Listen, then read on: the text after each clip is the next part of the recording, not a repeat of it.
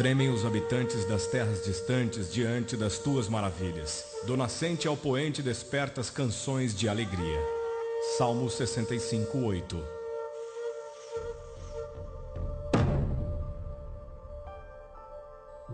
Ele atrai as gotas de água, que se dissolvem e descem como chuva para os regatos. As nuvens as despejam em aguaceiros sobre a humanidade.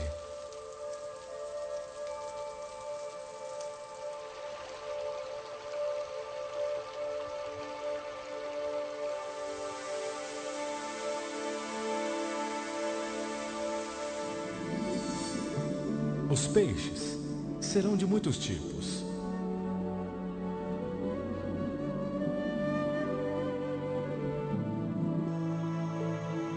Aparecem flores na terra.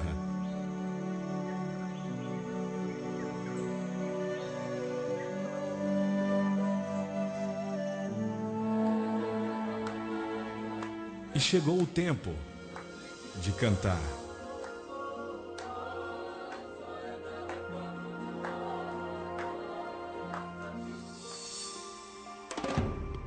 Uma voz ordena: clame! E eu pergunto: o que clamarei?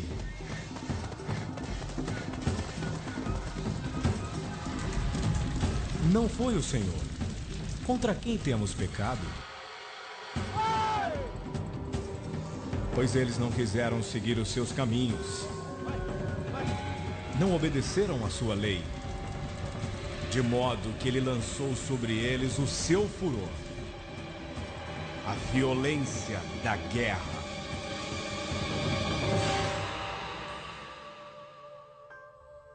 Quem mediu as águas? Na concha da mão? Ou com o palmo? Definiu os limites dos céus? Para ele, as ilhas não passam de um grão de areia. Com quem vocês compararão Deus? Como poderão representá-lo? Será que você não sabe? Nunca ouviu falar? O Senhor é o Deus eterno, o Criador de toda a terra. Digam entre as nações: o Senhor reina. Regozijem-se os céus. Exulte a terra.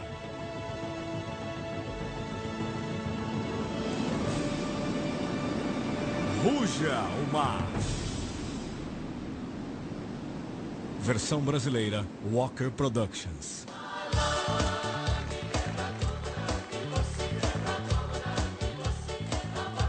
Bem-vindo a Fiji, um arquipélago de 322 ilhas no amanhã da linha internacional de data. Este é o acontecimento mais empolgante da obra que Deus está fazendo em Fiji, não há dúvida quanto a isso. Um paraíso no Pacífico Sul, onde resorts de elite atraem estrelas hollywoodianas. É uma bênção viver em Fiji nessa hora, nesse momento, e experimentar esse novo mover de Deus.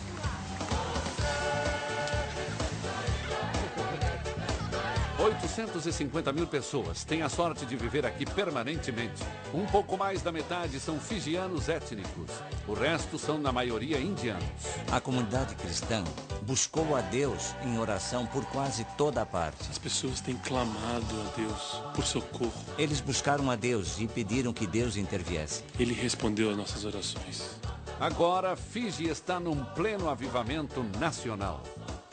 É algo que ansiávamos por anos que as igrejas se ajuntassem. Esse grande espírito de avivamento que chegou, isso é obra de Deus, não é obra humana.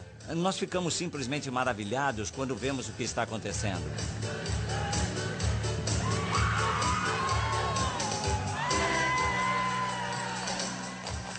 Observando a nova onda de alegria que toma conta de Fiji, é difícil imaginar a escuridão que dominava a nação apenas 5 meses após a celebração do milênio. Este é o lado do paraíso que os turistas não veem. desde as suas raízes tribais. Fiji tem tido guerras entre eles mesmos e com outros. E em maio de 2000, a ilha irrompeu-se mais uma vez em conflitos. A desordem civil transtornou nossas vidas como nunca antes. Tem a ver com um espírito muito rebelde em nós. O espírito de revolta, o espírito de ciúmes e de raiva, de divisão, que estão enraizados em nós e em nossa cultura. Quando o primeiro-ministro não fijiano do país chegou ao poder, houve um violento golpe de Estado. Quando eles tiveram as eleições, os indianos ganharam a eleição e conquistaram o poder. Os fijianos não gostaram. O governo foi mantido refém sob mira de armas por 65 dias pelo nacionalista fijiano George Spade. Por mais ou menos 65 dias. Eles não puderam sair da mira das armas. Não aguentávamos ver nosso primeiro-ministro eleito, o primeiro-ministro, apanhando desses marginais. Eles falavam sobre um grupo de pessoas muito extremistas que tinham o poder de controlar o país e sua ideologia, suas ideias eram todas assustadoras. E eles conseguiram, num determinado momento, levar um bom número de pessoas para o lado deles. Ele é herói. Ideais radicais levaram a ações mortais. Houve um motim no acampamento e os soldados chegaram a atacar uns aos outros e houve também uma vítima. Quartel Queen Elizabeth, quartel-general permanente do Exército de Fiji. A tensão está aumentando do lado de fora. A segurança está sendo reforçada em todo o país. Milhares de cápsulas de munição .22 foram encontradas em Naud, no oeste do país. O horário para o toque de recolher foi estendido. Roubo e vandalismo abriram um rombo enorme na infraestrutura e no psique do país. Havia muita violência nas ruas. É a primeira vez que isso acontece. E a maioria dos estabelecimentos comerciais foi destruído. É um desastre. Absolutamente chocante. Uma economia antes robusta entrou em colapso. Dentro de 7 dias, a chegada de turistas caiu drasticamente. Na Austrália e na Nova Zelândia, em particular, foram as notícias principais por semanas. Era desolador.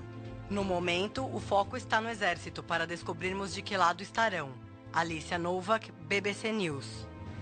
A nação chegou ao ponto mais baixo desde sua expulsão da comunidade britânica no final dos anos 80. Uma situação muito incômoda, especialmente com esse ataque armado contra um governo eleito constitucionalmente e com esses tumultos nas ruas. Nós nos tornamos uma nação conhecida por produzir golpistas, golpes de Estado. E não podemos confiar nem nos nossos soldados quando estão com armas nas mãos. Havia uma força muito poderosa que estava no controle de Fiji naqueles dias. Provavelmente foi o período mais negro da nossa história. Ele esfregou um documento na nossa cara. Foi uma situação que nunca havíamos visto antes e com certeza algo que não queremos ver de novo. Estávamos retrocedendo para a Idade Escura. Não havia mais misericórdia.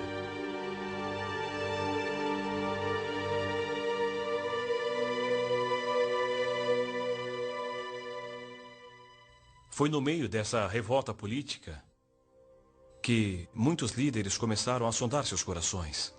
Por que isso acontece em nossa geração? A resposta foi tão dolorosa quanto a pergunta. Quando tudo deu errado no governo, as pessoas culpavam as diferentes denominações por aquela divisão. As igrejas e congregações em Fiji estavam tão divididas. Não havia nem um pouco de união. E a única coisa que fazíamos era dizer, somos melhores, estamos certos, eles estão errados. E ficávamos apontando o dedo uns aos outros. As pessoas caminhavam em direções contrárias, faziam o que bem queriam. Parecia que em toda a esquina de Fiji estávamos nos perguntando, nos conselhos das províncias, no parlamento, todos os lugares, nós tentamos isso e aquilo, nada funcionou. Devidamente alarmado, o presidente de Fiji, com seus ministros principais, marcou uma reunião com os líderes da igreja. A mensagem dele foi cortês, mas direta ao ponto. A falta de união das denominações estava tendo sérias consequências. E as consequências estavam afetando a nação inteira. E assumimos a responsabilidade pelo que acontecia na nação. A igreja de Fiji só tinha uma coisa a fazer: ajoelhar-se.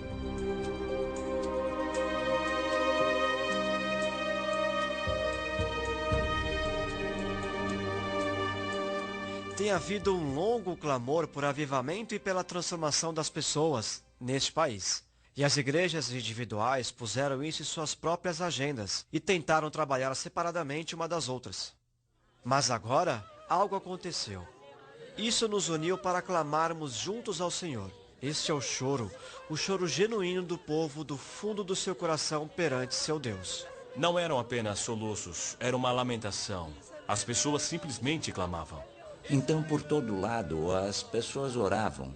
Elas sabiam que qualquer solução para o problema de Fiji teria de vir de Deus, e somente de Deus. Quando aconteceram os eventos de maio de 2000, alguns pastores ajuntaram as suas igrejas e simplesmente oraram e se submeteram a Deus. E pediram a Deus que os perdoasse e que Deus os ajudasse, porque acredito que eles acreditavam que era o último chamado de Deus. Não apenas para os pastores, mas para o povo. E nossos líderes, eles se humilharam e se voltaram para Deus. Foi através das orações em todo o país, nas várias denominações, que o país foi resgatado da beira de um desastre. Fiji precisava de um milagre e havia apenas uma pessoa que poderia realizá-lo. E acredito, e estou muito animado que Deus interveio e trouxe união para seu corpo. Nós vivíamos para isso, porque sabíamos que o avivamento atingiria esse país.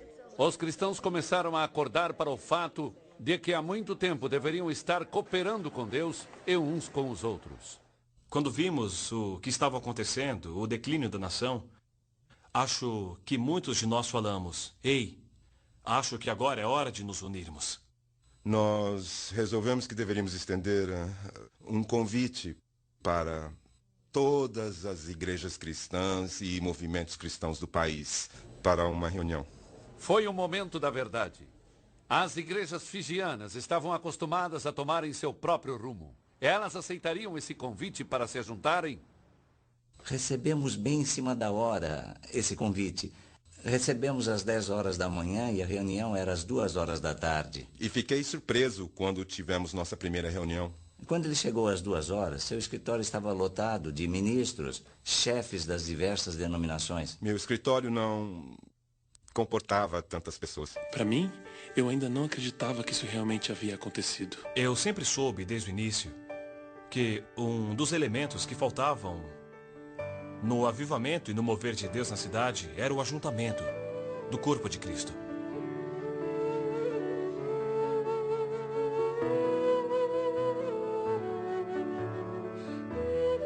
Não demorou muito para que essa nova cooperação ganhasse um nome: Associação de Igrejas Cristãs em Fiji.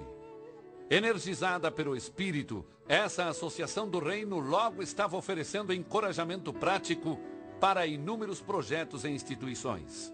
E para nós, sabe, isso era um milagre dos milagres e não conseguimos acreditar. Essa é uma história do mover do Espírito nas igrejas. Eu posso dizer que essa união veio através da oração. Agora estamos nos ajuntando. É maravilhoso o poder da oração. A Igreja Metodista, a maior denominação em Fiji, foi uma das primeiras a serem varridas por esse novo mover de Deus. Fomos pegos de surpresa pelo programa de Deus. Não estava na agenda da Igreja Metodista que trabalharíamos juntos com o resto do corpo de Cristo antes do final de 2001.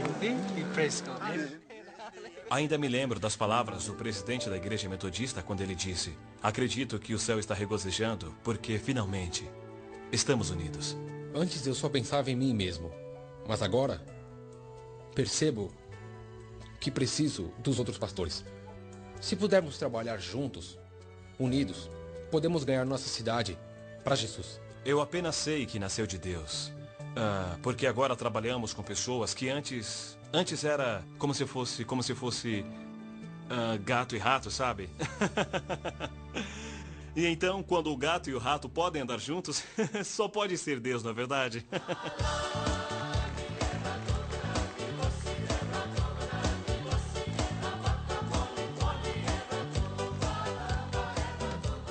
Em julho de 2001, essa nova unidade foi ostentada quando cristãos de toda a nação se ajuntaram por 3 semanas de oração e ensinamentos da Bíblia. Para finalizar esse ajuntamento extraordinário, uma multidão de quase 10.000 pessoas se reuniu no Parque Albert para ouvir o primeiro-ministro em exercício, Laicênia Garasi.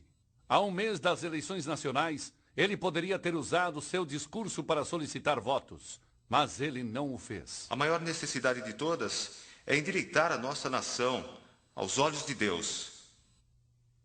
Nossos esforços para reconstruir esse país serão em vão, se não estiverem firmemente enraizados no amor e no temor do Senhor. Ao invés de solicitar votos, ele usou a ocasião para se humilhar diante de Deus e da nação. Então estou aqui destituído de meu cargo.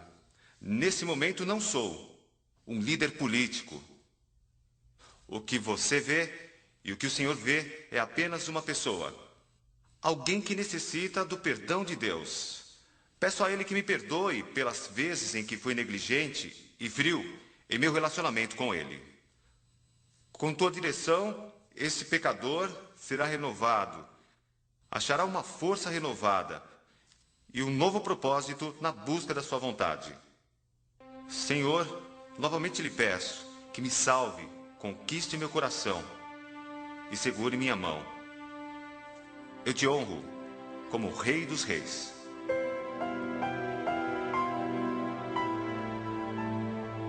Eu o conheço pessoalmente, então quando ele se levantou aquele dia e fez aquela confissão, ficamos todos muito surpresos. Eu nunca seria capaz de cumprir minha tarefa sem a ajuda de Deus. E jamais esquecerei aquela noite também. Quando estava lá de pé, os ministros da igreja, acho que havia uns 3 ou 4, impuseram suas mãos nos meus ombros e oraram por mim. E foi o momento mais significativo da minha vida e pude sentir que o Senhor estava trabalhando através de mim.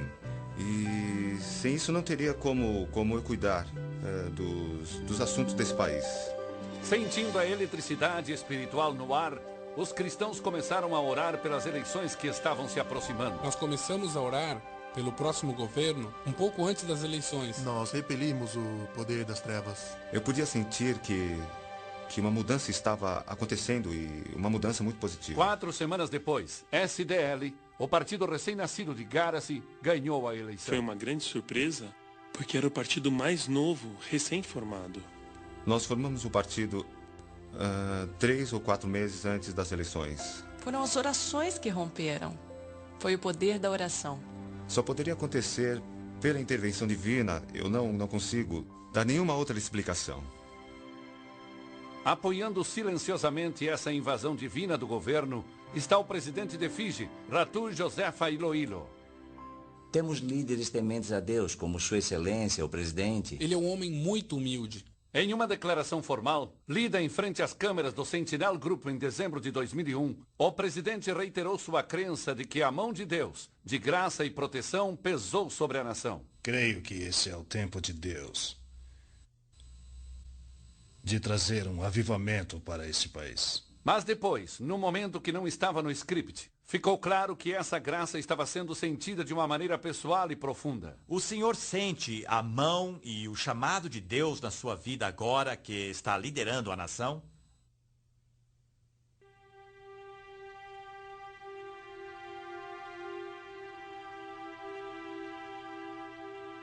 Foi um silêncio eloquente. É uma pergunta muito tocante. No momento em que eu ouvi, Deus falou comigo e disse: "Este é o líder da nação pelo qual você está orando." Eu o coloquei ali. Até recentemente, Josefa Rabono serviu como guarda presidencial, uma função que lhe concedeu acesso ímpar à residência da primeira família. De manhã o presidente sempre acordava por volta de 4h30 e colocava o terno, não ficava de pijama. Sentava na sua cama e tinha um tempo de comunhão com Deus toda manhã. Era toda manhã. Como um grupo de auxiliares piedosos, o presidente e a primeira-dama invocaram os propósitos dos céus. Deus, que o Senhor escolha a dedo os líderes do governo nessa eleição. Que o seu dedo os escolha. A resposta de Deus foi rápida. E todas as manhãs começamos a ver os resultados. Como um homem novo ao timão, o governo começou a adquirir uma nova fase. E temos muitas pessoas no ministério, e isso me deixa muito feliz, que são cristãos nascidos de novo. É simplesmente o dedo de Deus. É o que o senhor está fazendo. Taito Wonga Vakatonga era um pastor local. Agora ele é o presidente do Senado. É o poder da oração. Eu fui nomeado e estou onde estou só por causa da oração, por causa dele. Absalom Tundreu, outro homem humilde de Deus, foi indicado para chefiar o recém-criado Ministério da Reconciliação. Este é o nosso desafio. Precisamos fazer com que os líderes profissionais, religiosos, políticos, enxerguem uma só visão.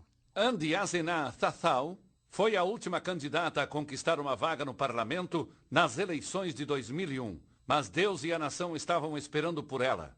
Agora, membro ativa do Ministério do Primeiro-Ministro, a competência de sua pasta foi estendida para cuidar do bem-estar das mulheres, da redução da pobreza e do bem-estar social. Estou prontíssima para transmitir a palavra de Deus. E simplesmente não hesito em momento algum em compartilhar a palavra de Deus com quem quer que seja. Ou até mesmo em me esforçar para que as pessoas recebam salvação. E faço isso no parlamento. Em todos os meus discursos eu começo louvando o Senhor Deus, dando glória a Jeová.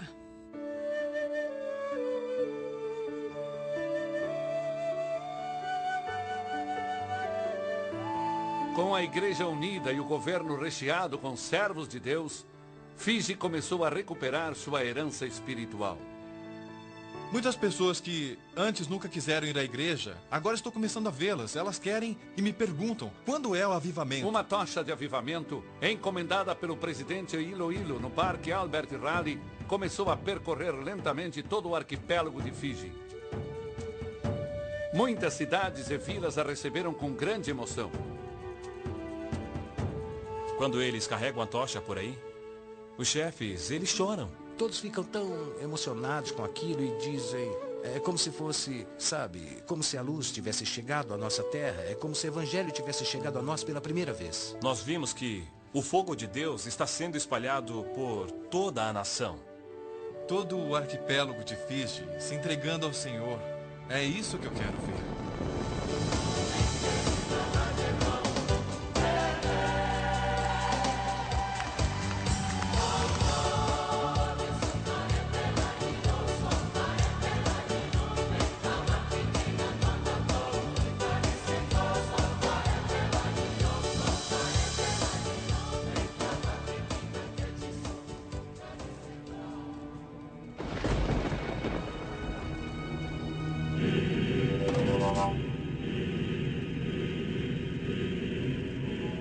O fogo nem sempre provocou esperança na alma dos fijianos.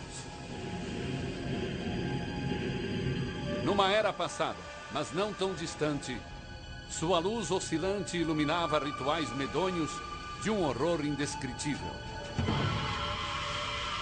A terra gemia sob o peso de superstições e feitiçaria. Espíritos ancestrais vagavam livremente pelas ilhas, prometendo abundância e exigindo tributo. Ao lado do templo, montões de ossos humanos se alvejavam sob o sol. Sacerdotes se contorciam e falavam com vozes estranhas.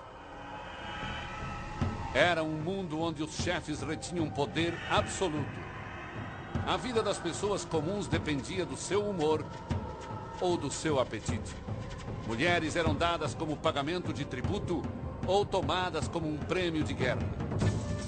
As lutas tribais eram horripilantes e frequentes. Alimentados por vingança e ganância, guerreiros violentos desolavam vilas inteiras e até mesmo ilhas inteiras. Inimigos vencidos eram carregados do campo de batalha, amarrados em varas compridas para serem cozidos e comidos. Mas esses instintos canibalescos às vezes eram direcionados aos vivos, num ato de crueldade pavorosa. Chefes fijianos chegavam a ordenar que suas vítimas cortassem lenha para o fogo que assaria seus próprios corpos. De acordo com relatos dos primeiros missionários metodistas, a capital real de Baus fedia por dias a fio, pois havia carne humana assando em todas as cabanas. Mesmo depois que os dias do canibalismo acabaram, o poder do fogo permaneceu. Na ilha de Penga, o clã Sual vivia debaixo da influência de espíritos semelhantes aos Menehune da mitologia do Havaí, conhecidos como Veili. Na periferia da Vila Rakua, os sacerdotes dos clãs enchiam covas com pedras quentes e andavam sobre elas. Esta é uma das vilas que pratica feitiçaria num nível alto, no maior grau que existe. A feitiçaria era muito forte na vila. Ali ficava a cova maior. Penny Sorowale, alto sacerdote do clã Sual, começou a andar sobre o fogo quando tinha 15 anos. Todas as vezes que eu andava sobre pedras quentes, nunca sentia calor algum. Os Veili eram invocados para assistirem o ritual. Antes da cerimônia, ninguém subia a montanha, onde esses entes moravam, os demônios. Pegávamos uma cesta e enchíamos com 2 tipos de folhas. Para atrairmos os demônios aqui para baixo, para o vilarejo. A cesta era colocada debaixo da cama do sacerdote. E às vezes à noite eles ouviam o canto daqueles demônios. Embora os sacerdotes de Rakua fossem protegidos do calor insuportável das pedras, pagaram um alto preço por isso. Havia uma maldição sobre esse vilarejo. Pessoas estavam morrendo, e eles não sabiam por quê. A maioria deles morreu fora de suas casas, e aquilo provocou medo nos corações. Silaza Rogongo era um grande traficante. Eu plantava maconha. Ele ficava embrenhado aqui. A polícia não conseguia encontrá-lo. Eu plantava grandes quantidades e escondia tudo no mato. E ele me levou até o local onde ele cavava e colocava as folhas secas numa garrafa, esperando as pessoas que vinham do outro lado do oceano. Depois da estação de ciclones, os navios de contrabando vinham de todas as direções, incluindo Ásia, Oceania e América do Norte. Em 1999, um dos amigos de Rogongo, um notório alcoólatra chamado George Ponapari, foi acometido por uma crise de saúde muito séria. Minha perna esquerda estava doendo muito, então fui consultar um médico particular. Após examinar Ponapari, os médicos marcaram uma operação para a semana seguinte. Ele sentiu o medo da morte caindo sobre ele. Mas a morte teria que esperar. 2 dias antes da sua cirurgia, uma amiga preocupada levou Ponapari para visitar uma igreja vibrante na região de Suva. Ele foi recebido pelo Ministério de Oração e oraram por ele. O poder divino passou como uma onda através de seu corpo enfermo. Quando fui ao hospital, não tinha nada de errado com a minha perna. Ele levou esse testemunho à sua vila, de como o Senhor o tinha curado. Assim que ele voltou da cidade, ele me contou o que tinha acontecido com seu joelho. Sou um homem transformado. Não bebo mais. O impacto dessa obra divina foi imediato. E muitas pessoas corresponderam, entregando seus corações ao Senhor. O que aconteceu aqui, famílias inteiras, a salvação vinha sobre elas. Então eles me confirmavam que toda a família queria mudar, para que com essa mudança tivessem autoridade para expulsar os demônios, sempre que fosse necessário. E os demônios nunca mais voltaram. Penny Sorowale também sentiu o feitiço desaparecendo. Quando recebi Jesus como meu Salvador, minha vida mudou. Aí percebi que tinha sido enganado pelo diabo. Esta revelação levou o clã Sual a romper o antigo pacto com os Veili. Todos os sacerdotes pararam de andar no fogo e nascemos de novo pelo poder do Espírito Santo. Temos visto o poder de Deus impactando o Evangelho nessas vilas. 80 ou 90% das pessoas nessa vila estão indo para a igreja. Eles simplesmente amam ouvir o ensino da palavra de Deus. Não há mais drogas, não há mais fumo, não há mais maconha, não há mais roubos. Mesmo o infame traficante Rogongo foi arrebatado pela onda de transformação. Agora percebo que nós temos que ser fiéis à palavra de Deus. Seguir as palavras de Deus. Quando eu o vejo, sabendo como ele era antes, para mim isso é maravilhoso. E viver com Deus todos os dias, né? É impressionante.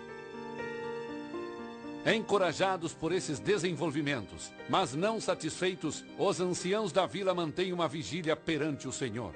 Nós temos orado todos os dias, às 4 horas da manhã. E nós temos orado para que o Senhor haja em nossas vidas. E ao que tudo indica, Deus tem correspondido. Eu era um homem doente, eu sempre ficava doente. Quando fui transformado, nunca mais fiquei doente. Todos nós temos aqui uns velhinhos que deveriam estar mortos há muito tempo e agora eles parecem novos, estão tão saudáveis. Quando a economia nacional despencou depois do violento golpe de Estado em maio de 2000, a sorte de Hakua começou a melhorar. As pessoas estavam dizendo que a economia caiu, mas aqui nessa vila, o dinheiro começou a aumentar. Um novo centro comunitário está sendo construído com fundos doados por um dono de um resort vizinho. A oração tem poder. Nós podemos ver e podemos sentir a mudança. O sopro de Deus tem avivado até a terra e o mar. Podemos ver as frutas chegando em cada estação. Árvores que antes não davam fruto, começaram a dar fruto agora. E temos visto também no mar os peixes que normalmente não conseguimos pegar em nenhuma estação do ano. Agora estão chegando. O Recife essencial de Hakua voltou a viver. As pessoas começaram a correr e dizer sim. Estão aparecendo. Corais novos. Surgindo em meio aos corais mortos. Corais novos estão aparecendo. E podemos ver aquela coisa branca no coral. É como se fosse uma flor. O poder de transformação do Evangelho de Jesus Cristo trouxe tudo isso para nós. Hoje, esse poder transformador é percebido em toda a nação. Nós temos mais de 40 mil membros espalhados em toda a nação e a igreja ainda está crescendo. Por meses, o reino de Deus tem sido inundado por fijianos de todas as procedências. Muitas pessoas estão aceitando a Jesus em todos os cultos que realizamos. Centenas de pessoas estão se convertendo. As pessoas vêm chegando aos milhares. O local está repleto de pessoas. Há um desejo forte por Deus nessa nação agora. Em setembro de 2003, esta fome foi manifestada publicamente numa campanha ao ar livre conduzida pelo evangelista alemão Reinhard Bonke. Na última noite, havia mais de 120 mil pessoas que vieram para a reunião. E isso representa aproximadamente 10% da população de Fiji. Milhares vieram para o Senhor, centenas de pessoas.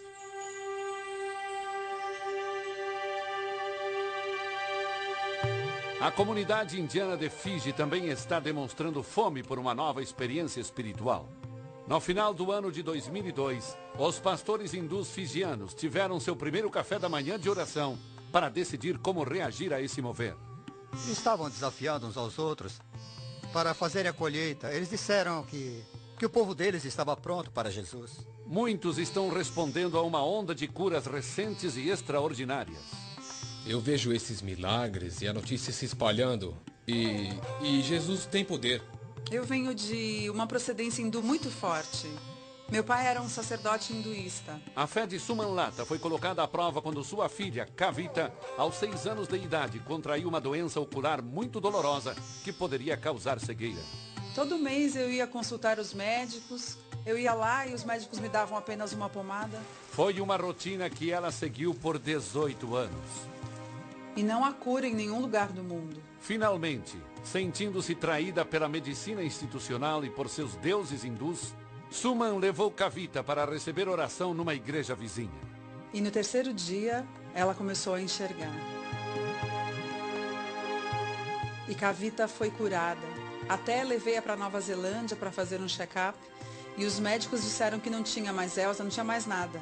E dali por diante, eu e toda a minha família, meu marido, tenho 3 filhos. Nós todos nos convertemos ao cristianismo. E a história de Suman não é a única. No meio dos indianos de Fiji, há um grande avivamento. E há um crescimento tremendo nas igrejas, especialmente nas igrejas indianas. Muitas pessoas em Fiji estão se convertendo ao cristianismo. Muitas. As pessoas têm sentido que esta é a hora H de buscar a Deus. Agora, quando um membro da família se converte, a família inteira vem conhecer ao Senhor. Creio que há uma onda de Deus descendo sobre esta nação. Deus está movendo como nunca antes.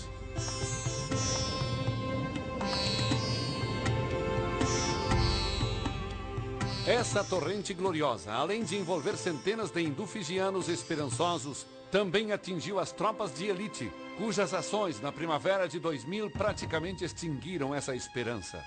Nosso trabalho inclui todas as 14 prisões, incluindo a ilha de Neucaulau, onde os colíderes de maio de 2000 estão presos agora. Apohan Casey, um capelão da Associação de Presos, está lá desde o início. Nos primeiros dias, eles não tinham muita esperança. Havia muito medo. E havia muita incerteza. Estavam perto de nós, mas não conversavam. Os primeiros 3 ou 4 domingos, quando estive com aquelas pessoas, 40 delas, sentíamos, percebimos no nosso espírito, discernimos o ódio no coração deles. A falta de perdão, a dureza de coração, as mágoas que eles tinham, a vingança, dava para sentir. Você desertou aquele esquadrão para estar aqui? Talvez sim, talvez não, mas de algum modo estou lutando pelo meu país e pelo meu povo, é por isso que estou aqui. Muitos fijianos abandonam o país. Se eu morrer executado pelo que eu fiz, não tem problema. Fiz a minha parte. Eles sabiam que era um caso muito sério e que isso envolvia uma revolta. No começo de 2001, o amor profundo e persistente de Deus começou a fazer sua obra. Um por um, estes soldados durões e orgulhosos se renderam mais uma vez. À fraca luz das prisões de Suva e Neucaulau, eles renunciaram para sempre suas tentativas rebeldes de mandar em seus próprios corações. Nas palavras de um guarda cheio do Espírito, foi uma limpeza total. Ele falou que todos que foram encarcerados ali deram seu coração a Deus. E agora são homens novos ali atrás das grades. Dava para ouvi-los cantando com todo o seu coração ao Senhor. Cantando coros de aleluia. Estou tão feliz porque pertenço a Jesus. Jamais servirei a outro Deus. Com lágrimas caindo dos seus olhos. As pessoas passam por aqui e se não sabem que é uma prisão, acham que há uma igreja aqui dentro. Nenhum olho fica seco naquela prisão. É apenas a presença do Senhor que está ali. Há notícias de que mesmo o infame mentor do golpe de Estado, George Spade, se converteu genuinamente. E posso testificar que George experimentou uma radical transformação na sua vida. Toda semana, quando vamos até lá, ele está sempre na palavra, lendo e louvando ao Senhor. Enquanto o progresso espiritual dentro das prisões de Fiji tem sido gratificante, o trabalho do lado de fora tem se mostrado mais desafiador para os cristãos locais. Indianos por toda a nação viviam sempre com muito medo. Sentiam pânico. Sentiam-se párias, que eram alvos de abusos. E isso trouxe muito medo entre os indianos na época do golpe. Um mês após o golpe de Estado, os líderes da igreja conclamaram um dia nacional de oração e arrependimento. Apesar de estarem debaixo de lei marcial, quase 5.000 pessoas apareceram, incluindo 167 varejistas indianos, cujas lojas haviam sido destruídas ou vandalizadas. Olhamos nos seus olhos e nos ajoelhamos diante deles. E sabe, foi eletrizante. Todos estavam quebrantados e havia gemidos por todo lado. A igreja Na verdade, tem um papel para cumprir, porque isso transforma as pessoas, a comunidade, como nenhum outro sistema consegue. Gostaria de ver nossa nação crescendo em reconciliação entre todos os povos de Fiji, mas isso só é possível pela oração. Vamos trazer harmonia e paz e alegria de volta para esta nação, como era antes. Claro que para uma nação estraçalhada por racismo e violência, apenas falar sobre o amor de Deus não é suficiente. Agora há um novo coração na sociedade. E agora estão vendo o efeito do cristianismo. Esta fé visível tem se manifestado recentemente com os fijianos cristãos, ajudando seus vizinhos indianos a reconstruir lojas, replantar fazendas e obter os serviços sociais que necessitam. E as pessoas estão começando a perceber isso. Então, as pessoas estão recobrando o juízo. Tem se falado muito em reconciliação e há muita ação em favor dessa reconciliação, o que com certeza é uma grande ajuda. Eu ando muito de táxi. E quando ando de táxi, o motorista é sempre um fijiano hindu. O jeito que ele fala comigo e o jeito que conversamos agora, eu sei. Isto é resultado do que Deus está fazendo nesse país. Realmente, evidências da mão curadora de Deus podem ser vistas por toda a nação. Menos pobreza, menos mendigos nas ruas, menos meninos de rua. Agora todas as crianças estão indo para a escola. A criminalidade também está sob a mira do poder divino. Quando os cristãos de um bairro problemático descobriram que o governo não tinha recursos para combater o número crescente de roubos, eles saíram às ruas em oração. Depois de algumas semanas, a polícia constatou que houvera uma queda na criminalidade. Havia crimes fora daquela área, mas não naquele bairro. Se quisermos mudar as pessoas, seu comportamento no dia a dia, teremos que mudá-las interiormente. Mudança, é claro, é uma especialidade divina. Quando Deus se faz presente no coração humano, a consequência inevitável é a alegria irreprimível.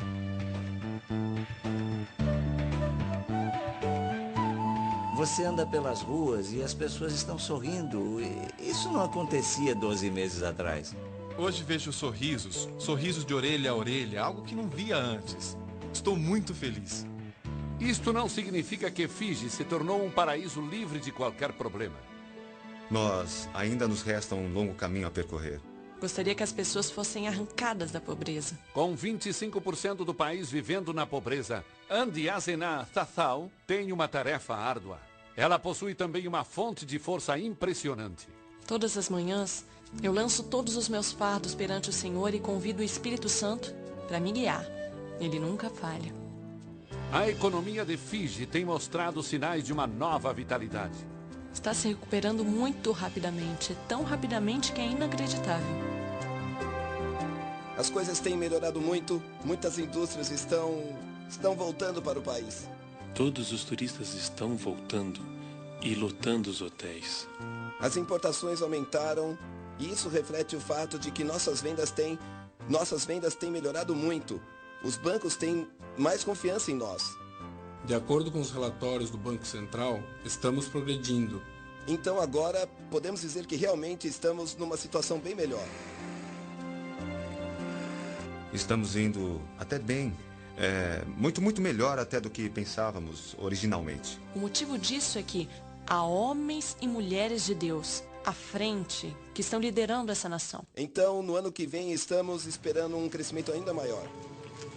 Se esse país quiser se tornar um país bom, digamos um país próspero, um país melhor, deve permanecer em Deus. Temos que andar onde Deus quer que andemos. A área rural representa a linha de frente da batalha de Fiji por prosperidade.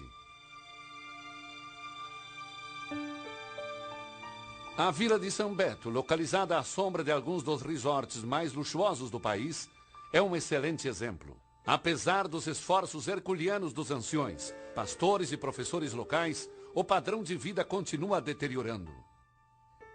Então, o que está errado? Antes, quando contaram a história, essa vila tinha muita comida. Agora é muito raro ver qualquer tipo de comida. Não há renda.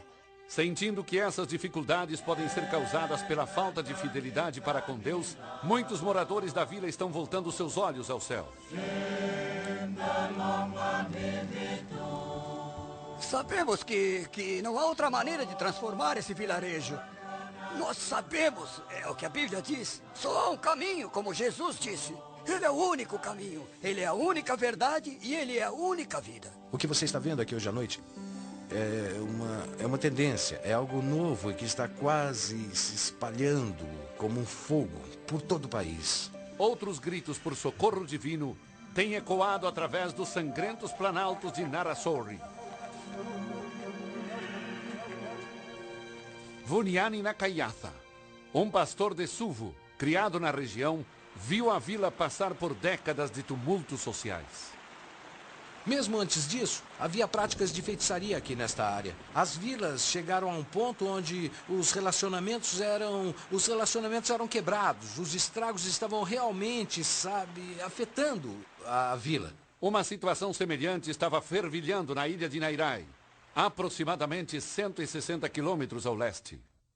Havia um mal muito grande, aqui na vila. Localizada no turbulento Mar Coro, a ilha contém 6 vilas, incluindo a comunidade costeira de Touvu Lailai. Havia muita pobreza e as pessoas não eram felizes e brigavam entre si. Com o solo improdutivo e o recife moribundo, não restavam muitas alternativas para alimentar a ilha. Naquela vila em particular, não havia peixe. Por 55 anos, eles não tinham visto esses peixes, que eles falam que são deles. No começo dos anos 60, as águas das fontes de Nuco tornaram-se um caldeirão tóxico de feitiçaria, matando as plantações ao redor e causando debilitantes lesões cerebrais. Era meio-dia quando a água ficou mais branca e todos que estavam nadando no rio tiveram que fugir. À medida que as décadas passavam, os problemas de Nuco aumentavam. Finalmente, na primavera de 2003, o povo decidiu dar um basta. Eles me procuraram e disseram, queremos resolver isso. O que devemos fazer? Eu disse, bom, temos que falar com Deus sobre isso. Tivemos uma reunião tribal e todos das vilas vizinhas vieram para essa reunião. Todos confessaram e identificaram os pecados de seus ancestrais, as guerras tribais, o derramamento de sangue e feitiçaria. Aquilo, para nós, foi um tempo poderoso, sabe? A assembleia solene durou vários dias, tomando a primazia entre todas as outras atividades e se estendia das 9 da manhã até a meia-noite. As pessoas lamentavam por 4 ou 5 horas. Clamando ao Senhor Deus, colocando seus rostos em terra. Em Touvu Lailai, um processo idêntico de limpeza espiritual se desabrochou através do ensino bíblico do professor metodista Inossi Vono. Ele preparou os corações, as mentes e as almas das pessoas, através da palavra de Deus e também consultando os membros das comunidades. Se eles querem o novo nas suas vidas, que é Jesus, então eles têm que limpar todas as coisas velhas. Então essa obra nas vilas, onde as pessoas estão se voltando para Deus, trazendo todos os ídolos e feitiçarias e buscando a face de Deus, orando e jejuando, isso é novo. Chefes tradicionais, que ainda detêm influência significativa na sociedade fijiana, estão cada vez mais na vanguarda desse renascimento espiritual. Ratu George Maivalili, membro do Senado fijiano, preside o maior distrito da nação. Eu tive uma reunião com todos os meus chefes. Quero que vocês vão a todas as tribos. Queria a purificação de todas as famílias, de todas as tribos e de todos os clãs. Nós faremos isso juntos, como povo, para o Senhor. Em janeiro de 2004, o governo fijiano levou isso adiante ao instituir um ano de oração oficial. Os cidadãos foram orientados a observar a ocasião, separando pelo menos uma semana para reconciliar relacionamentos quebrados. As pessoas deveriam primeiro se arrepender e se reconciliar uns com os outros. Teriam que trocar a aliança antiga por uma aliança nova com Deus. O catalisador é a presença de Deus. E eu estou animado. estou animado para ver o que o Senhor vai fazer, para transformar o meu povo completamente. Embora os fijianos estão começando a reconhecer a ligação entre intimidade espiritual e saúde social, um rompimento total com suas práticas antigas está longe de se realizar. Nós abandonamos o canibalismo, mas ainda há outras coisas. O culto aos deuses ancestrais, por exemplo, ainda existe. Em lugares como Nabu Tau Tau, uma pequena vila no interior chuvoso da ilha principal de Fiji, a falta de uma limpeza completa tem custado caro. Filimone Nauau Abulavo é o chefe principal de 7 vilas de Nova Tusila. Ele é também o bisneto do chefe responsável por um dos atos mais infames na história de Fiji. Parece que nos tornamos escravos das coisas erradas que fizemos. Embora a região seja ricamente tropical, a vegetação em volta de Nabu Tau Tau é escassa. E o pessoal da vila ainda tem que recorrer à caça para se alimentar. No final do ano de 2003, a vila ainda não tinha eletricidade. As crianças tinham que andar 24 quilômetros para a escola mais próxima. Muitos acreditam que os males de Nova Tusila estão ligados ao destino do missionário wesleyano Thomas Baker. Nascido em East Sussex, Baker recebeu a missão de ir para Fiji no dia 5 de abril de 1859. Sua esposa ficava nervosa com suas incursões ousadas ao interior. Eu penso muito em você e nas crianças, especialmente Alice. Eu não tenho medo dos nativos e esperamos fazer-lhes o bem. Dê um beijo nas crianças por mim, em todas elas. E diga-lhes que orem por mim. Se eu conseguir realizar isso, eu serei o leão do dia. É evidente que o intrépido missionário sentira uma premonição do que estava para acontecer.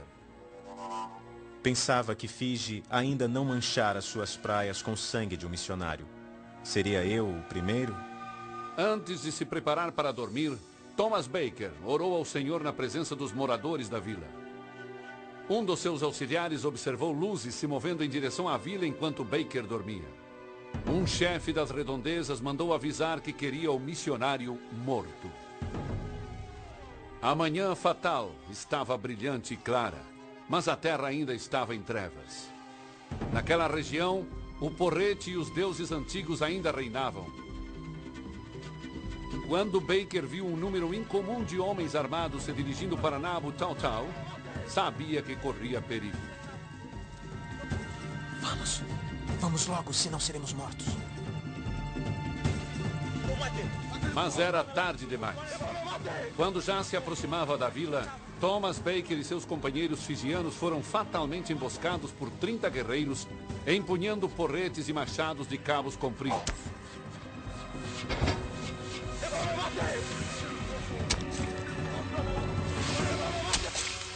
Vendo o missionário caído, uma senhora idosa chamada Nassima saiu de sua cabana trazendo um frasco de óleo de coco. A mulher implorou que o corpo não recebesse o tratamento usual, profetizando que esse ato maligno traria uma maldição sobre a vila.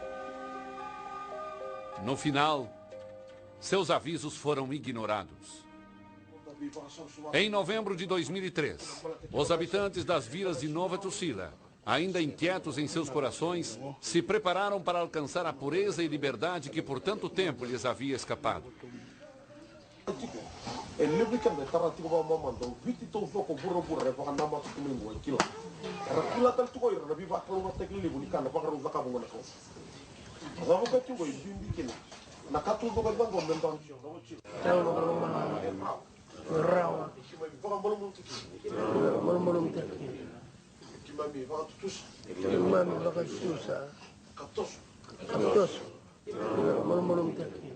À medida que o povo da vila continuava se acertando com Deus, centenas de espectadores e jornalistas internacionais chegavam para o evento principal. Estava na hora de receber os descendentes do reverendo Thomas Baker.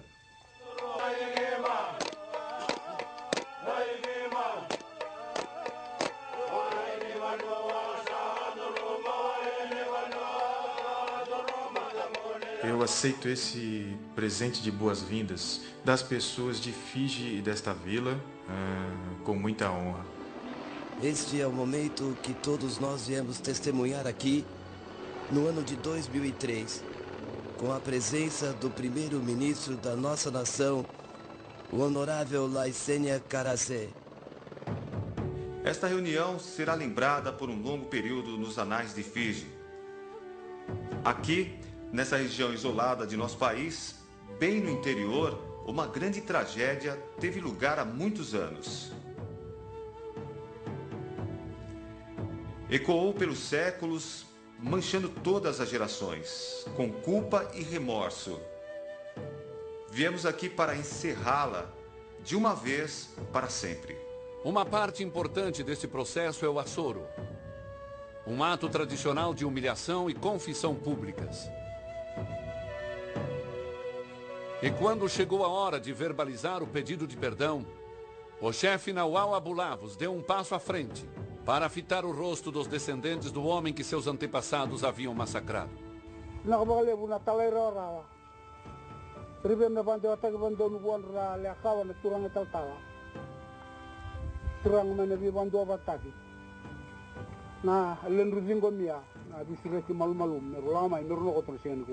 Um por um, os descendentes da vítima concederam perdão, algo que Nova Tucila havia buscado por mais de um século.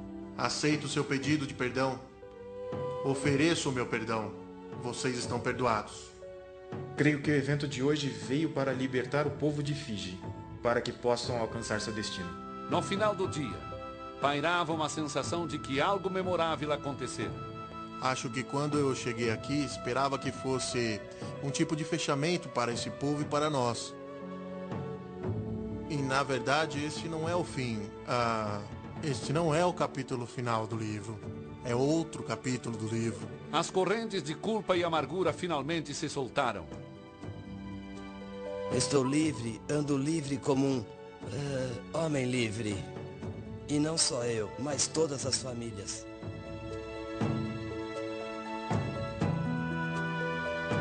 Embora o desenrolar da reviravolta na vida de Nova Tucila ainda está para ser registrado, ninguém duvida que será consistente com o caráter de Deus. Quando nos preparamos da forma correta, quer dizer, se seguirmos o caminho certo, então com certeza o encontraremos.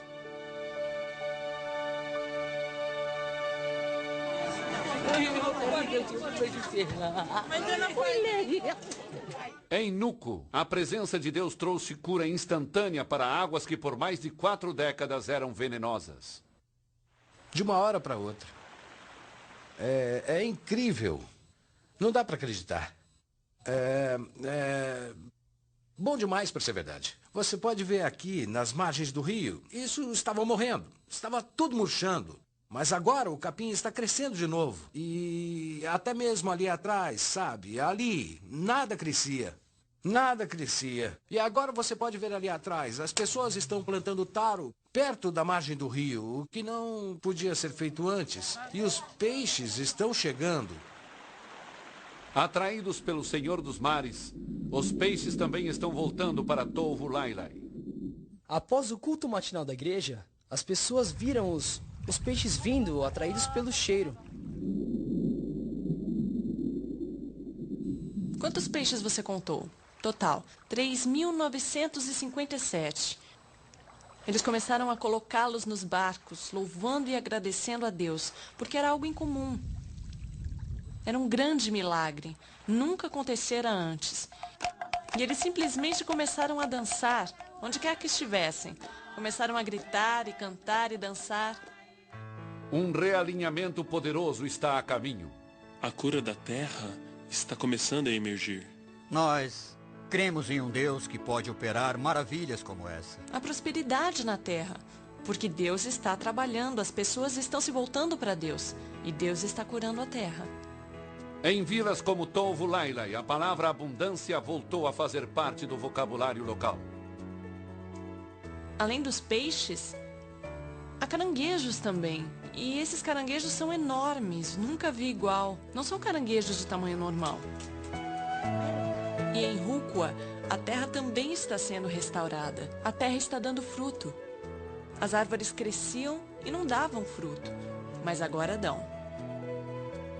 A comunidade foi completamente transformada em um ano, menos de um ano. E o segredo desse sucesso está se espalhando. Para as outras vilas, foi um milagre. Elas creram que foi resultado da purificação, que ocorreu aqui, que quando a purificação é espiritual, isso é o que Deus faz. Quase 60% das pessoas vivem da terra. E quando viram isso, perceberam que se simplesmente voltassem para Deus, aquilo que consideravam terra árida e exaurida ainda poderia ser abençoada por Deus. Mas cabia a eles mudarem seus caminhos, e então Deus sararia a terra deles. E me perguntaram no conselho dos chefes: "Ei, o que você está fazendo?" Eu disse: "Estou devolvendo a minha terra para o Senhor." Por quê? Porque em primeiro lugar é dele. À medida que o meio ambiente de Fiji continua respondendo ao toque de Deus, até mesmo os mais experientes estão se mostrando estupefatos. Eu fiz parte de um workshop semana passada. Vieram pessoas de 11 das 14 províncias e eles não entendiam como isso estava acontecendo em 23 pesqueiros em 11 províncias. Eles comentavam isso uns com os outros, então perceberam que a mão de Deus estava sobre esses pesqueiros. Peixes que eu nunca vi antes estão começando a aparecer. Peixes que sempre foram bem pequenininhos, agora estão vindo desse tamanho assim. Esses dias, vim da minha vila, eu plantava bananas, mas antes as bananas eram desse tamanho. E agora elas são maiores que isso. Esta é a mudança. Eu sempre falo com minha esposa: o Senhor está nos abençoando, está começando a mudar. Ele está curando a terra. Havia um tipo de marisco que, se você saísse e pegasse alguns, depois você não conseguiria pegar mais nada por alguns meses. Mas agora eles saem diariamente para pescá-los. E os baldes estão cheios. Não é maravilhoso? De acordo com relatos de testemunhas oculares, estes ecomilagres normalmente são precedidos por um processo de 2 etapas. Moradores arrependidos entregam oferendas de solo e água do mar, normalmente depois de um jejum coletivo. E Deus responde enviando um sinal da sua aceitação. E em quase todos os casos, este sinal toma a forma de uma chuva repentina. Esse fenômeno divino é totalmente independente da estação do ano. Deus sempre nos mostra um milagre. Logo depois, se o sol estiver brilhando bem forte, o que acontece? Haverá chuva. Eu acho que Deus está se revelando dessa forma, mostrando o seu poder às pessoas. E isso nunca aconteceu antes. Algo maravilhoso está se desenrolando.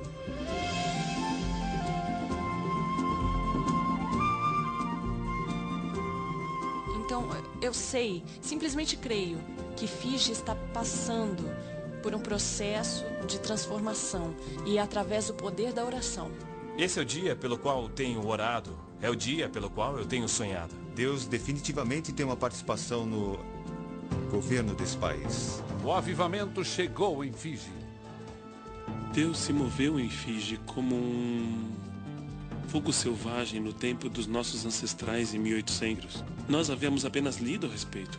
Agora ele está começando a se mover novamente. É como se o céu se abrisse. Foi isso que aconteceu recentemente. Podemos sentir que já vivemos um novo dia. Sim. Um novo dia do Senhor. Sim. O poder do Evangelho, transformando pessoas, transformando famílias, transformando comunidades e até mesmo transformando a nação. Após décadas ignorando-se mutuamente, a igreja e o estado de Fiji começaram uma parceria saudável e harmônica. A igreja veio para fazer aquilo que sabemos que podemos fazer. E o governo, na verdade, tem correspondido. Agora eles começaram a reconhecer o papel da igreja na edificação da nação. O primeiro-ministro não se envergonha de ser o exemplo. Nosso primeiro-ministro, no Jornal da Manhã, estava declarando pelo rádio que a igreja deveria ajudar o Estado. Falou isso no noticiário. E então eu vejo que o papel da igreja é tão vital na construção da nação. E eu vejo que o Evangelho é a própria fundação sobre a qual a sociedade se constrói. A história de Fiji é a história de uma igreja livre para viver a plenitude de seu chamamento. Uma igreja transbordando para atingir cada aspecto da vida humana. Deus é o Senhor de tudo. Ele é o Deus da política, é o Deus dos negócios, ele é o Deus da igreja. Ele é o Deus daquilo que os fijianos chamam de Vanua, que significa as pessoas e a terra. Então, qualquer coisa que estiver fazendo, como homem de negócios, político, professor ou médico, em todas as áreas da vida, qualquer coisa que estiver fazendo, isso é meu ato de adoração a Deus. Porque a adoração nesse sentido não se limita às 4 paredes da igreja, àquilo que fazemos aos domingos. São todas as atividades durante as 24 horas do dia que devemos dar a Deus para a sua glória e seu louvor. Se fizermos isso, então isto é o céu. É o céu. À medida que sua fé aumenta, os fijianos começam a ver o que Deus pode fazer, até mesmo através de suas próprias histórias. Eu creio que Deus está levantando Fiji nesta hora, como modelo de sua graça, para ser transmitido por todo o mundo. O espírito de ciúme está sumindo. O espírito de raiva, de rebeldia, de divisão está saindo das nossas vidas. E eu creio que, se o resto do mundo puder ver isso, então, pelo menos, o que Deus fez em Fiji beneficiará o resto do mundo. Realmente cremos que é a nossa vez de levar o Evangelho aqui de Fiji para outras ilhas do Pacífico. De fato, há evidência de que as brasas do avivamento estão começando a se espalhar, mais notavelmente pelo oeste das Ilhas Salomão e no país vizinho Vanuatu. Como Fiji, essas nações sofreram por longos anos, debaixo do peso esmagador da superstição, pobreza e instabilidade política. Em outubro de 2002, a sorte de Vanuatu teve uma virada dramática para melhor. Num discurso nacional televisionado, o primeiro-ministro Edward Natapei rejeitou contundentemente a feitiçaria e idolatria. Em nome do nosso Senhor Jesus Cristo e pelo poder do sangue de Jesus Cristo, eu renuncio à adoração a deuses malignos. Eu renuncio às alianças com espíritos malignos e poderes demoníacos. Eu renuncio todas essas ações e adorações a ídolos e espíritos de deuses malignos. Com a plateia absorvendo cada palavra, o primeiro-ministro concluiu com uma declaração extraordinária. Eu, o primeiro-ministro de Vanuatu, hoje, em favor das pessoas da República de Vanuatu, faço essa aliança com o Deus poderoso. 1. Nós o reconhecemos como o único e verdadeiro Deus. 2. Nós o reconhecemos como o único Deus em quem Vanuatu confia. 3. Nós reconhecemos o Senhor Jesus Cristo como nosso Senhor e Salvador pessoal. 4. Nós reconhecemos o poder e o mover do Espírito Santo nas nossas vidas e na nação de Vanuatu. Também declaro nossa lealdade de não servir nem honrar nenhum outro Deus, a não ser o Deus Pai, Deus Filho e Deus o Espírito Santo. Deus Todo-Poderoso, eu, o primeiro-ministro, entrego a nação nas tuas mãos poderosas.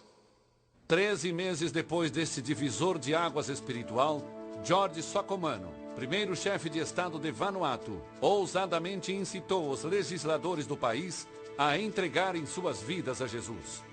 Muitos o fizeram. E hoje estão presidindo uma época de calma política sem precedentes. Assombrados pela presença transformadora de Jeová, os fiéis de Fiji nem conseguem formar frases articuladas. Realmente não dá para explicar isso sem Deus. Cada um de nossos pedidos de oração foram respondidos. Isso é tremendo. Para mim é uma alegria e um privilégio poder fazer parte do que Deus está fazendo. Eu creio, nós cremos que o melhor ainda está por vir. Queria poder viver mais uns 30 anos. Eu enxergo a tremenda oportunidade que está diante de nós agora. Deus está capacitando a igreja, talvez para a última batalha. Creio que Ele está preparando o mundo para a volta de Jesus Cristo.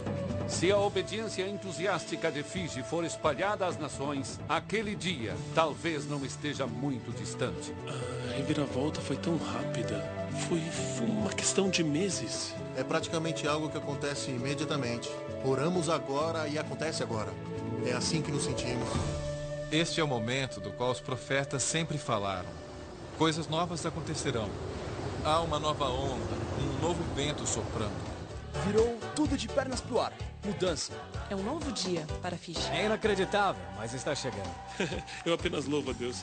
Eu apenas louvo a Deus pelo que Ele está fazendo aí. E não há nada mais, não há nada mais para fazer, nada mais para dizer, a não ser isso.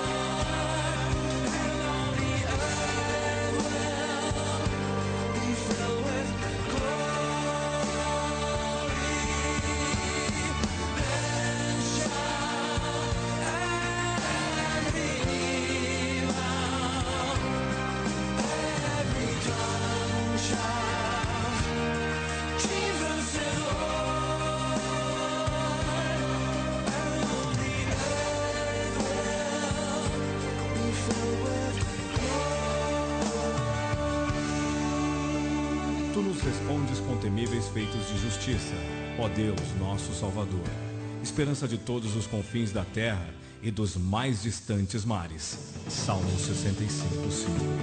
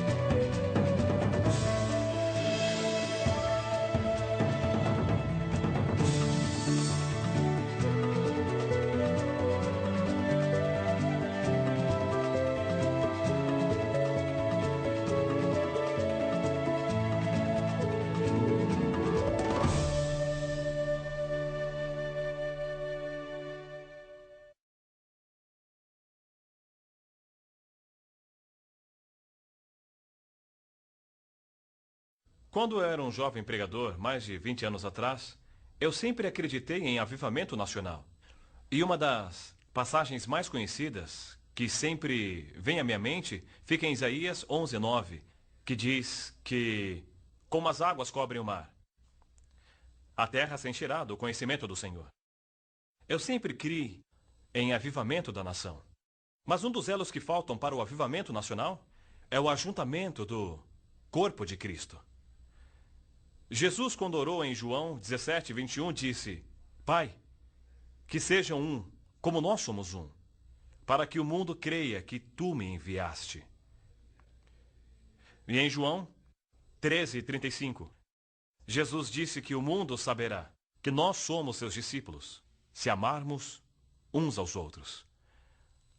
Um dos principais atrativos da primeira igreja de Jerusalém, que fazia com que as pessoas fossem acrescentadas sempre, era o amor e a preocupação que tinham uns com os outros, levando-os realmente a se importar com o seu próximo. A Bíblia diz que onde há amor e unidade, Deus ordena a sua bênção. Deus não pode abençoar um lar dividido. Deus não pode enviar sua bênção ou ordenar sua bênção a uma igreja dividida ou a uma nação dividida. Onde há amor e unidade, Deus sempre ordena suas bênçãos. Eu me lembro dos meus 2 filhos, quando eram pequenos. O mais velho se chama Joe e o mais novo é o Absalome. E às vezes, quando eu chegava em casa, eu via que o meu filho mais novo estava sempre meio infeliz. E eu lhe perguntava, qual o problema, filho? E ele sempre olhava para mim e dizia, o Joe fez isso e aquilo. E eu ia e falava com o Joe. E conversava com ele. E Joe me contava o seu lado da história, dizendo, não, pai, foi ele que começou tudo. Então havia uma discussão na família e começavam a brigar. Enquanto eles brigavam, eu sabia que o que eles queriam era que eu tomasse partido. E eu sempre dizia, filhos, vocês têm que entender que são irmãos e têm apenas um pai. Não estou aqui para tomar partido, estou aqui para tomar o controle. Porque sei que uma das funções de pai, é manter a paz na família. E em segundo lugar, também trazer a estabilidade à família. E na família, tem sempre um dos membros que quer perturbar e tirar a paz da casa.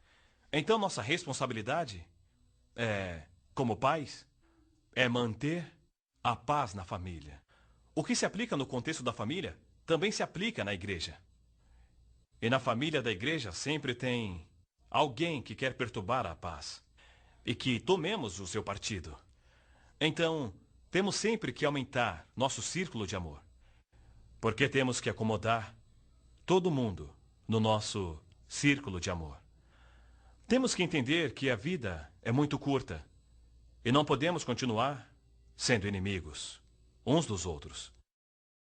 Jesus disse que quando você vem ao altar para oferecer seu sacrifício, e você não tem um bom relacionamento com seu irmão, você tem que deixar o seu sacrifício no altar e ir se reconciliar com seu irmão antes de oferecer seu sacrifício. E na oração do Pai Nosso, Jesus falou, quando ele ensinava a seus discípulos, ele disse, Pai Nosso, olha, perdoe-nos, assim como nós perdoamos a quem nos tem ofendido. Quando nós pedimos o perdão de Deus, temos que nos basear no fato de que já perdoamos aqueles que pecaram contra nós, ou que nos magoaram. Se não estamos dispostos a perdoar aqueles que nos magoaram, biblicamente não temos o direito de pedir perdão a Deus pelos pecados. Então, precisamos nos reconciliar com os nossos irmãos e com nossas irmãs em Cristo. E como você sabe que realmente perdoou uma pessoa que lhe magoou muito?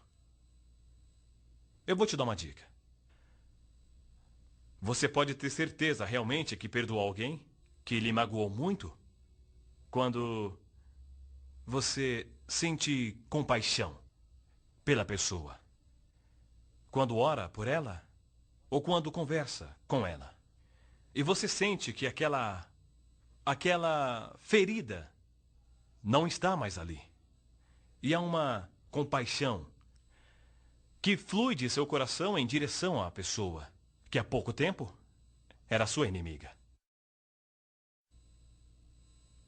E quando Jesus olha para uma cidade, acho que foi Ed Silvestre que disse, ele só vê uma igreja. E esta é a igreja de Cristo. Nós apenas o adoramos em congregações diferentes. Então eu creio que precisa haver uma mudança de paradigma em nossa mentalidade. Largando o que chama de mentalidade denominacional para assumir uma mentalidade ou perspectiva do reino. Então precisamos nos tornar buscadores do reino, sonhadores do reino e pensadores do reino. Na minha cabeça só há pensamento sobre o reino. Quando eu evangelizo e quando eu faço discípulos, não é minha intenção fazer com que sejam parte da minha igreja local. Mas a principal preocupação do meu coração é que eles entrem no reino de Deus. E que eles aprendam a andar priorizando o reino do Pai. Precisa haver uma mudança de paradigma na nossa mentalidade. Porque quando temos essa mentalidade do reino, nós veremos o corpo de Cristo na cidade. Veremos a igreja na cidade como o corpo de Cristo. E isso vai eliminar a nossa competição.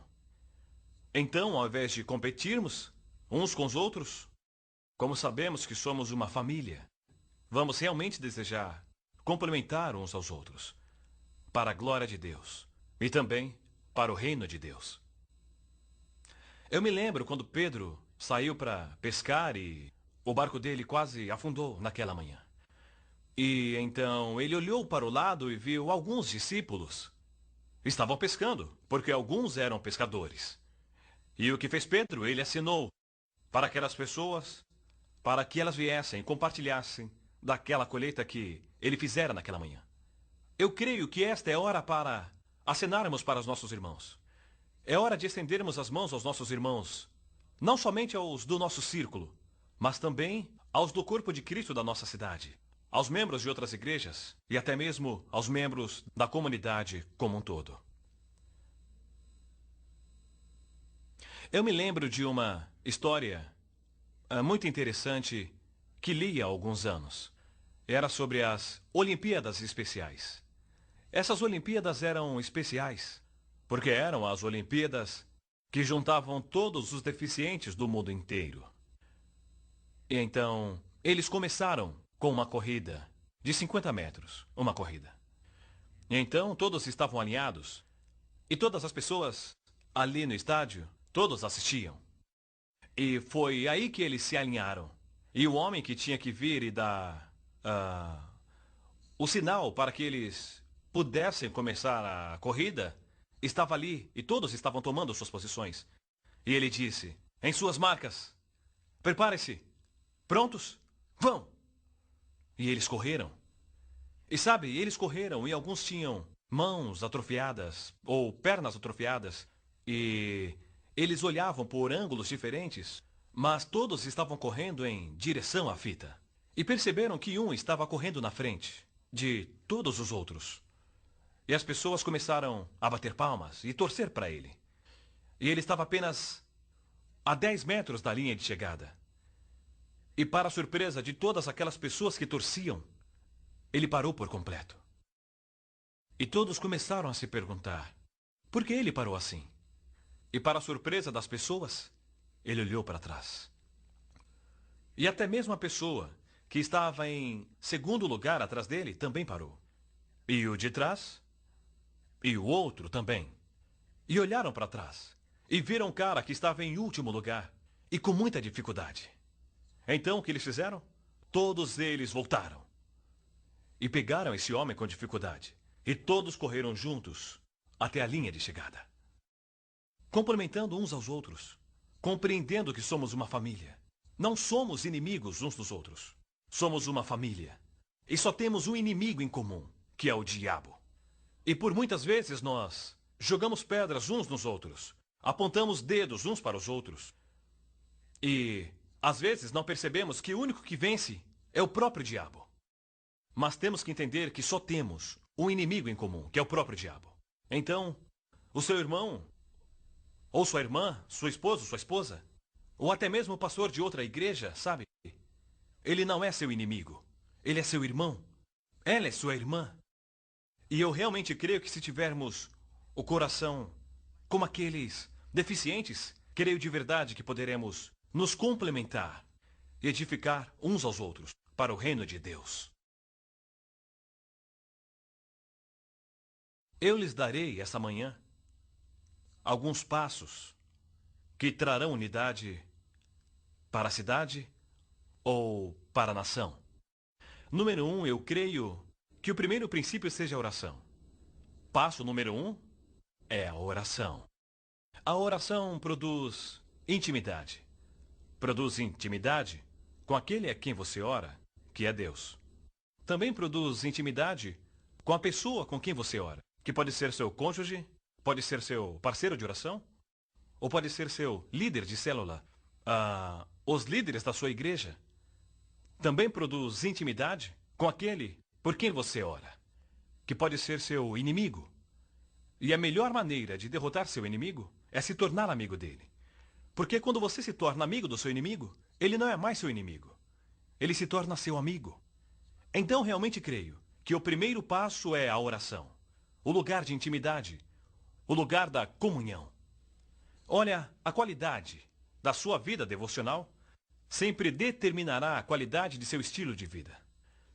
E a qualidade do seu estilo de vida determinará a qualidade do seu ministério. E a qualidade do seu ministério determinará a qualidade das pessoas às quais você está ministrando. Então tudo gira na vida devocional. E é por isso que sempre acreditei que todo líder cristão, todo cristão tem que desenvolver uma vida devocional constante com o Senhor. Eu acho que foi Billy Graham que enumerou as chaves para um evangelismo eficiente. Número 1 é a oração, número 2 é a oração, número 3 é a oração e número 4 é a oração. Edwin Owen disse, quando Deus está para fazer alguma coisa, numa nação, numa cidade, em primeiro lugar, ele sempre desperta o seu povo para a oração. E acho que foi Steve Augsburg que disse que as chaves para o evangelismo agressivo são estas: olhos marejados, joelhos dobrados e um coração quebrantado. E as palavras de Bob Pierce, que foi fundador da Visão Mundial, ele disse, Senhor, quebrante meu coração com as mesmas coisas que quebrantam teu próprio coração. Quando você vê uma pessoa vivendo no pecado, no seu país, na sua cidade, como você se sente? Está sempre julgando e criticando? Ou você passa um tempo orando por elas? Como se sente quando vê um usuário de drogas aí nas ruas? Como se sente quando vê uma prostituta? Você aponta o dedo para ela e depois empurra de lado? Ou você sempre pede que Deus quebrante o seu coração com as mesmas coisas que quebrantam o coração de Deus? Então eu vejo o primeiro passo para a unidade, que é abrir o espaço para a oração. Há um ditado que diz o seguinte: a família que ora junta, permanece junta. Até mesmo a igreja que ora junta, permanece junta. Sabe, quando falamos de unidade, não estamos falando de uniformidade. Se você quer ver uniformidade, pode ir para o exército para ver os militares. Eles têm o mesmo tipo de uniforme. Vá às escolas e aos hospitais e veja as enfermeiras usando o mesmo uniforme. E isto é uniformidade. Eu não falo de uniformidade, e sim de unidade. É a fusão dos nossos corações. E a fusão dos nossos corações só pode ser obra do Espírito Santo. E obra de Deus, porque só Deus pode fundir os nossos corações. E quando os corações estão completamente unidos, então podemos fluir juntos, fazendo a obra de Deus. Então, temos que ser homens e mulheres de oração. Eu me lembro quando nós tivemos esse golpe político, em mais ou menos em 2000, se eu não me engano, em 2000. E aconteceu que todos os líderes estavam orando nas diversas igrejas, nos diversos lares. E a verdade é que foi a oração. Sim, foi a oração que nos trouxe a união. E quando todos estavam unidos, nós descobrimos que Deus estava nos dando a mesma mensagem. Que todos estavam recebendo a mesma mensagem. Então conversamos juntos. Então começamos a criar estratégias e ver maneiras de unir toda a nação. Mas tudo começou com a oração. E número 2, temos que estar dispostos a assumir a responsabilidade de sermos construtores de pontes. Assumir responsabilidade. Olha, a responsabilidade não é determinada pela idade. Mas a maturidade é determinada pela aceitação de responsabilidade. Temos que estar dispostos a assumir responsabilidade de construtores de pontes na nação, ou na nossa cidade, ou nas igrejas da comunidade que estamos vivendo. Eu me lembro da primeira vez que vim para a cidade de Suva Eu era apenas um pregador do interior. E tive que mudar minha mentalidade do interior para uma mentalidade da cidade. E eu me lembro das primeiras semanas naquele lugar. E uma manhã eu estava caminhando, fazendo minha caminhada matinal, e estava orando e cheguei a um lugar e disse: Senhor, hoje eu assumo a responsabilidade como pastor dessa cidade. Não apenas o pastor dessa igreja, mas como pastor dessa cidade. Eu não percebi o impacto daquela oração, que mais cedo ou mais tarde eu veria viciados em drogas e prostitutas, crianças de ruas vindo para a nossa igreja. E aquilo foi um grande choque. Como poderemos acomodar todas essas pessoas? Mas foi o resultado da minha oração. Porque eu assumi a responsabilidade de ser o pastor da cidade. Então, continuei. Mas um passo adiante naquela oração eu disse: Senhor, eu também quero assumir a responsabilidade de ser o pastor da nação. Não percebendo que o dia chegaria em que o primeiro-ministro daquele país me chamaria para conversar. E eu era apenas um menino do interior e não sabia me comunicar com o primeiro-ministro da nação. Mas assumi a responsabilidade. Temos que aceitar a responsabilidade de sermos construtores de pontes em nossas comunidades. Quando as igrejas de Fiji se juntaram, e aquilo foi realmente tremendo, e eu sei que era o dedo de Deus. E quando olhamos para trás, tudo que posso dizer é que isso não é obra do homem, é obra de Deus. Porque nenhum de nós sabia para onde ir durante o golpe político com que todos nós nos deparamos. E só há um lugar para ir, que é Deus. E quando Deus respondeu às nossas orações e falou através dos líderes, e quando nos unimos, foi tão maravilhoso, foi tão tremendo. Como eu disse certa vez, nós, os líderes de igrejas, eram como gatos e ratos. Mas se um gato e um rato podem andar juntos, só pode ser Deus. E é maravilhoso como Deus pode fazer isso, porque nada é impossível para Deus. A Bíblia diz que as coisas que são impossíveis para os homens são possíveis para Deus.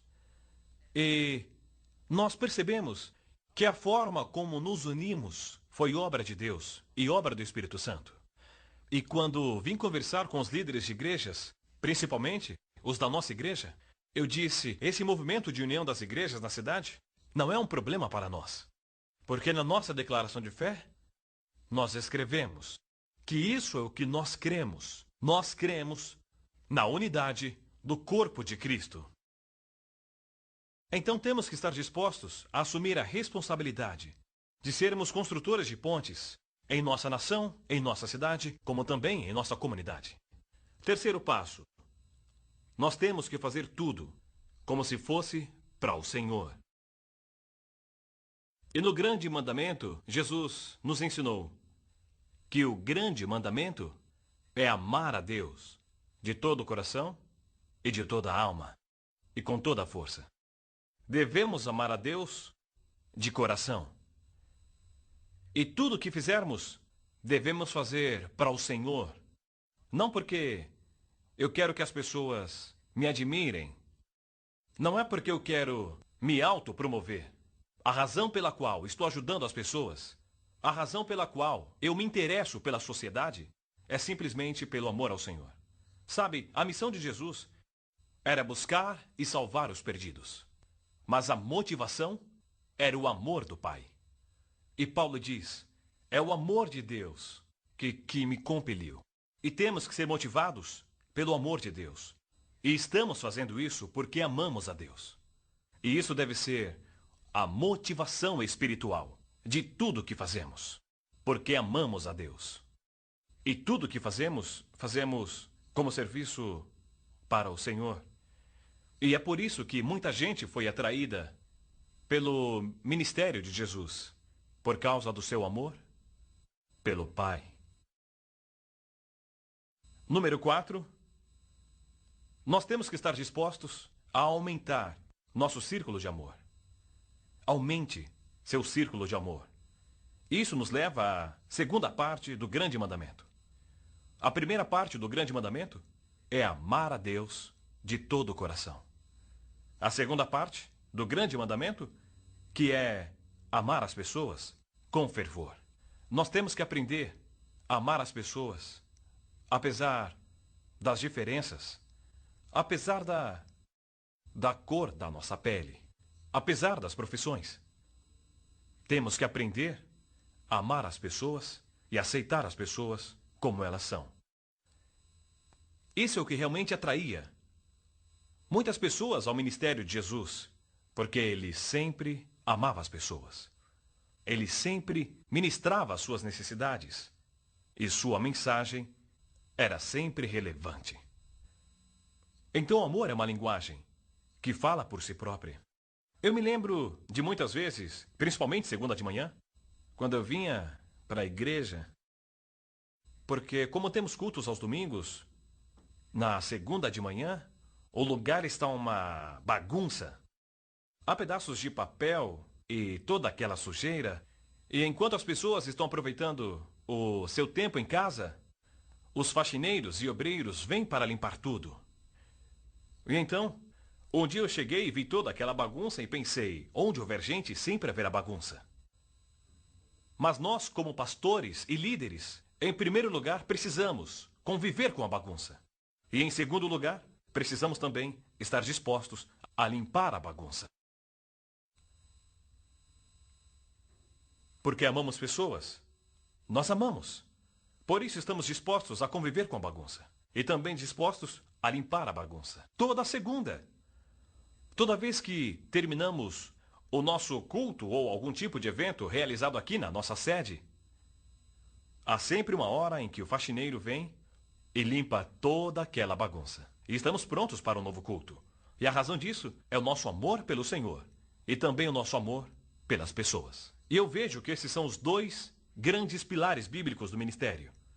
Se tudo o que fizermos for baseado nesses dois pilares, que é o nosso amor por Deus e o nosso amor às pessoas, atingiremos a plenitude no serviço e no ministério, dando louvores e glórias a Deus em tudo que fizermos na nossa vida aqui na terra. Então precisamos aumentar nosso círculo de amor. E finalmente, devemos sempre valorizar os relacionamentos. Valorizar os relacionamentos. O cristianismo pode ser resumido em apenas uma palavra. E esta palavra é relacionamento. É seu relacionamento com o Senhor. E também seu relacionamento com as pessoas. O relacionamento com as pessoas normalmente é o mais difícil. Mas se valorizarmos um relacionamento, não cairemos no erro de quebrar aquele relacionamento tão facilmente. E nós sempre buscaremos reparar e melhorar e valorizar e fortalecer nossos relacionamentos uns com os outros. Eu entendo que relacionamentos são compostos por dois níveis. Número 1, relacionamento no nível pessoal. E número 2, relacionamento no nível ministerial. E se o nosso relacionamento for aberto, honesto, bom e saudável uns com os outros, isso nos ajudará muito em nosso relacionamento ministerial.